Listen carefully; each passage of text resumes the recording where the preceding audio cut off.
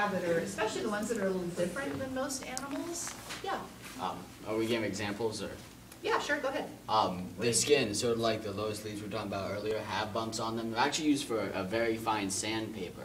Yeah. That's help them glide through. Their skin is so crazy, and I've got skin I'll show you, let you guys feel when we go back.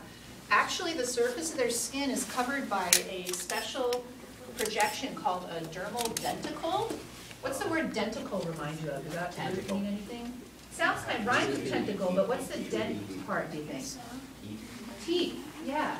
So a dermal denticle is, believe it or not, all over their skin they have the very same structure of a tooth on their skin.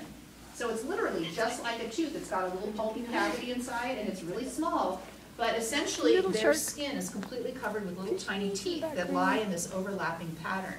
And so it does make their skin very, very rough, which you'll feel.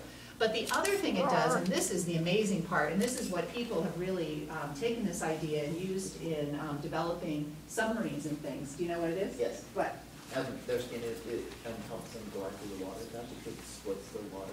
Yeah, so isn't that kind of counterintuitive? You would think that the slipperier you are and the slicker you are, the faster you would go. No. And that's what people always used to try to do, you know, on boats, on the hulls of boats, they always used to make them as smooth as possible. Lemon Oh, there's shark, the the biggest. Well, we've learned, yeah, there's a good sand tiger. Isn't he cool? So we've learned, though, that that's not really the case at all. And this has to do with the physics of both air movement, because it's true in air, as I mentioned yesterday about bird feathers. But the way water moves over a surface, water can actually move an object can move faster through water if there's this little tiny bit of turbulence around the skin of that object.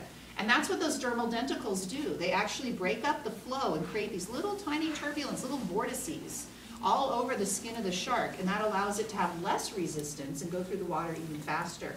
So they have actually applied that same pattern to the surface of submarines, and they're looking at it for boat hulls and things like that. So pretty amazing what we can learn from these guys.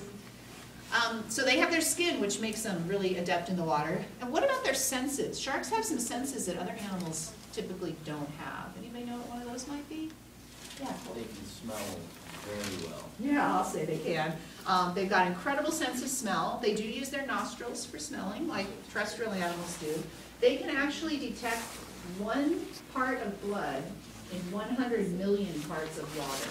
So imagine that's 1 drop of blood in 100 million drops of water. That's pretty phenomenal. So that's why, you know, you always hear of shark feeding frenzies, and that they, you know, when they chum, if they're trying to fish for sharks, they throw blood into the water, because that can draw sharks from a really, really long distance away. They're able to detect that blood in the water. That fish is like trying to get eaten. Around them, they can detect really well. Do you know how they do that? Not